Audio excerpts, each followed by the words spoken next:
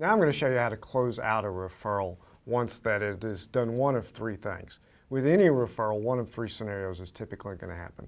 A, you're going to make revenue and it's a one-time sale.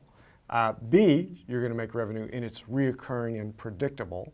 Or C, they chose someone else and you didn't get the business and you made $0 on that. So I'll show you how to do all three of those to effectively close out a referral.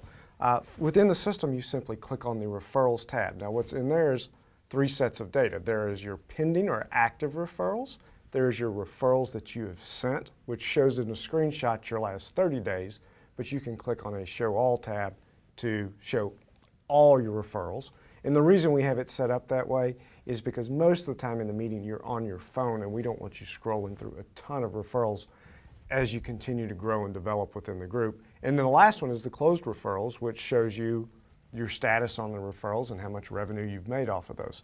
But first, let's show you how do we begin the process of closing one out.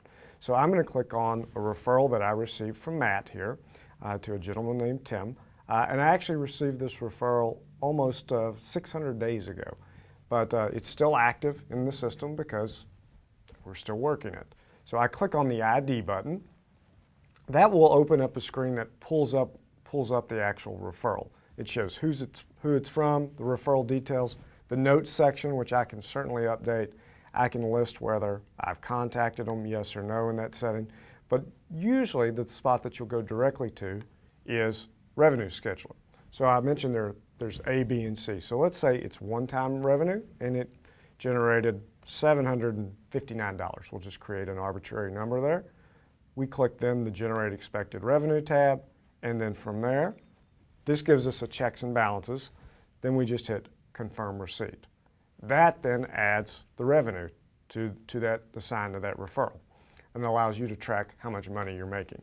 Secondly, let's say it's a reoccurring revenue. I assign a start date, which will say it's May 19th, 2016, and an end date. So a lot of you insurance agents, financial advisors, you have very predictable reoccurring revenue on those policies or products that you sold. And you also know your retention percentage for clients. So typically I'll suggest for an insurance agent, let's just say, let's run out the number for, say your average lifespan for a client is 6 or 7 years. We'll run it out to 2022. Well, let's say you're making $130 every quarter. Well, on the frequency, you can select that for any frequency. You can do it daily, weekly, every 2 weeks, every 3 weeks, monthly, quarterly, twice a year, or yearly for the frequency. From there, we just hit Generate Expected Revenue. That will log it where once a quarter, it will add that revenue in for you so you don't have to go back and calculate it yourself so that you know the value assigned with that referral in long term. Then you just hit Confirm Receipt, and that will move the referral from pending into closed, and you have an accounting on it. Now, if you make a mistake, all of this is editable, so don't worry about it. You simply come in and click Remove Revenue or Add Revenue. You can add revenue to a referral an infinite number of times back to that one referral. Lastly, how do you close out a referral that you didn't make the sale on? It's real simple. We put a 0 in, we hit Confirm Receipt. A toolbar will come up and ask if you want to close this referral out with 0 revenue.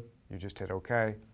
And like I just mentioned, nothing's permanent. You can always pull that referral back up out of the closed referral section and add revenue in it. I recently had a scenario where I thought something was dead, hadn't heard from someone in a year. It popped back up. And so I went back into that referral from the closed referral section and added additional revenue.